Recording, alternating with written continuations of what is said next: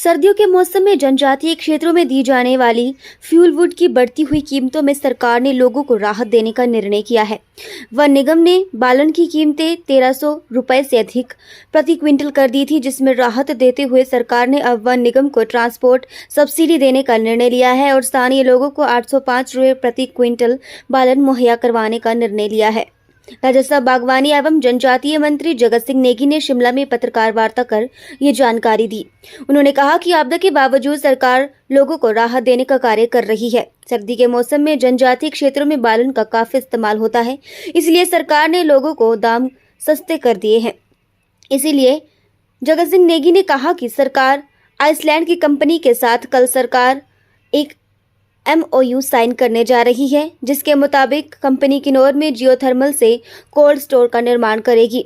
Pilot project के तहत ये निर्माण होगा और अगर परिणाम सही रहे तो प्रदेश के अंदर अन्य जगहों पर भी सस्ती दरों में कोल्ड बनाए जाएंगे, जिससे किसानों बागवानों को फायदा होगा।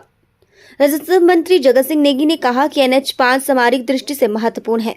भारत चीन बॉर्डर के लिए इस सड़क का अहम रोल है, जिसमें नाथपा के पास लगातार लैंडस्लाइड आ रही हैं। अभी भी 3 हफ्ते से NH बंद पड़ा है, जिसकी वजह से सेना के साथ साथ किसानों बागवानों को परेशानियां पेश आ रही हैं। PM हवाई मार्ग से लिप्चा पहुंचे थे, यदि सड़क मार्ग से आते तो उनको भी पता चलता। NH5 को ठीक करने में केंद्र ध्यान नहीं दे रहा। यदि केंद्र से काम नहीं होता तो राज्य को पैसा दे सड़क दुरुस्त कर लेंगे। नाथपा के पास लगातार लैंडस्लाइड हो रहा है सर, उसको रिस्टोर करने के लिए किस तरह के दिशा निर्देश दिए गए हैं ताकि वाहनों की आवाजाही। अभी अगर आप देखेंगे तो पिछले कुछ सालों से NH5 जो है खासकर जिला किन्नौर के में बहुत ज्यादा इसमें दिक्कतें पेश आ रही है। बहुत जगह पे नए पॉइंट्स पे जो है स्लाइड्स हो रहे हैं। पिछले बार अगर आप देखेंगे तो जो निगुलसारी पॉइंट पे जो स्लाइड हुआ उसमें बहुत सारे लोगों की जानें भी गई। उसके बाद अभी इस बार जो है एक फिर पॉइंट निगुलसारी के पास जो है बहुत बड़ा स्लाइड हुआ। 10 दिन लगातार सड़क संपर्क बंद रहा, फिर वो थोड़ा अभी स्टेबलाइज हो गया। उसके बाद आगे एक और नतपा पॉइंट है जहां पर 1500 मेगावाट का SJVN का जो हमारा प्रोजेक्ट है, हाइड्रो प्रोजेक्ट है, उसका बैराज के ठीक ऊपर जो है स्लाइड हो रहा है। और ये स्लाइड भी लगातार पिछले अब 2-3 हफ्ते से चला हुआ है और अभी 4 दिन में बहुत ज्यादा हो गया है। अब लगातार जो है अभी बीच में तो हम खोलते रहे और स्लाइड होता रहा, पर 4 दिन से कंटिन्यूस स्लाइड हो रहा है रात दिन, तो इस पे अभी काम करना बड़ा मुश्किल हो गया है। पर इस पॉइंट को हमने जो है बाईपास करने के लिए हमने एक राइट बैंक से एक बैली ब्रिज लगाकर रोड को जोड़ने का कार्य शुरू किया है। परंतु इसमें भी ये हो गया कि हमारे ब्रिज के जो पार्ट्स हैं वो कुछ ही वहां पहुंच पाए हैं, रोड बंद होने से वो भी उस साइड नहीं पहुंच पाए हैं। तो इधर तो हम कोशिश कर रहे हैं, अगर 1-2 दिन का भी मौका मिल जाता है यहाँ से तो ब्रिज पार्ट्स हम ले जाकर इसको बाईपास करेंगे। परंतु जो हमारा निगुलसारी वाला पॉइंट है या दूसरे पॉइंट्स है, इन सबको भी मिटिगेट करने की जरूरत है। और ये जो NH05 है ये न केवल जिला किन्नौर का लाइफलाइन है, हमारा लाहौल स्पीति का जो स्पीति पूरा डिवीजन है इसके ऊपर डिपेंडेंट है। और सबसे बड़ी बात है कि हमारा जो बॉर्डर है चाइना के साथ, जिसमें हमारा इम्पोर्टेंट पास है शिवकेला, हमारा फिर उसके साथ कोरिक है, उसके साथ में हमारे चितकुल का एरिया है, नेसन का बॉर्डर है।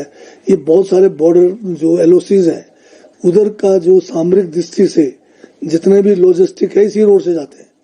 अभी हाल में पिछले 2-3 सालों में अभी इस दीपावली को भी माननीय प्रधानमंत्री जी जो है दीपावली मनाने कोरिक सेक्टर में गए, ऊपर हेलीकॉप्टर से गए।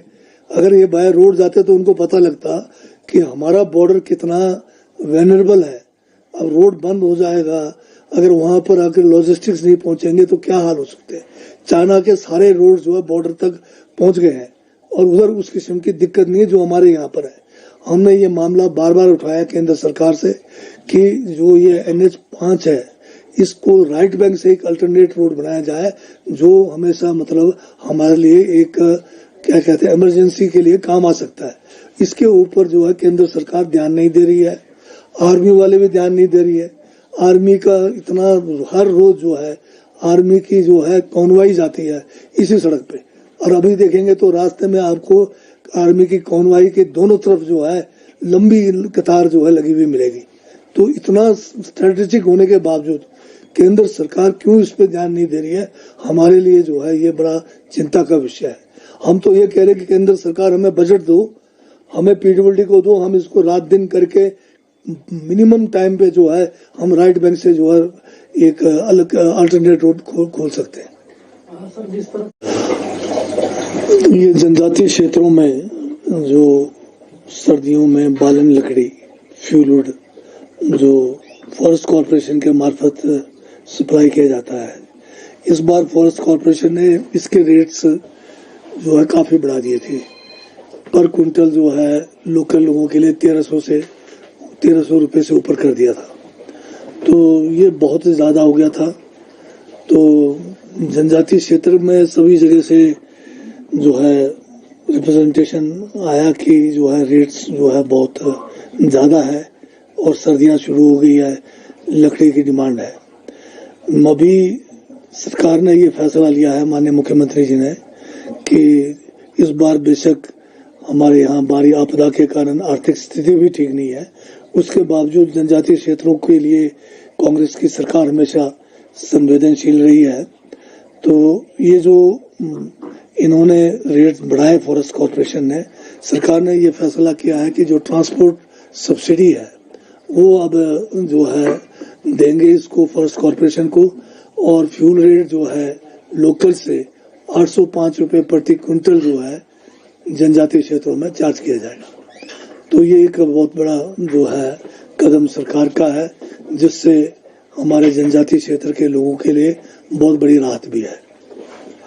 दूसरी बात जो मैं कहना चाह रहा था कि एक जियोथर्मल को लेकर जो गर्म पानी से हम कैसे उसका उपयोग कर सकते हैं, आइसलैंड की एक कंपनी जो है हमारे जिला किन्नौर में एक पायलट प्रोजेक्ट करना चाह रहे हैं। ये जियोथर्मल के माध्यम से कोल्ड स्टोर का निर्माण करना चाह रहे हैं।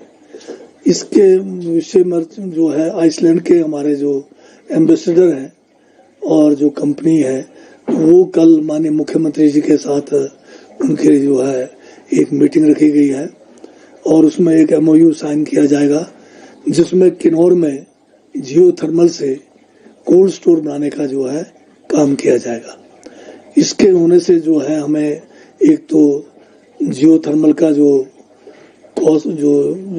कूलिंग के लिए इस्तेमाल किया जाएगा, जो इसके आपके ये कोल्ड स्टोर के लिए, उससे काफ़ी सस्ते में हम जो है कोल्ड स्टोर्स जिला किन्नौर के अंदर बना सकते हैं।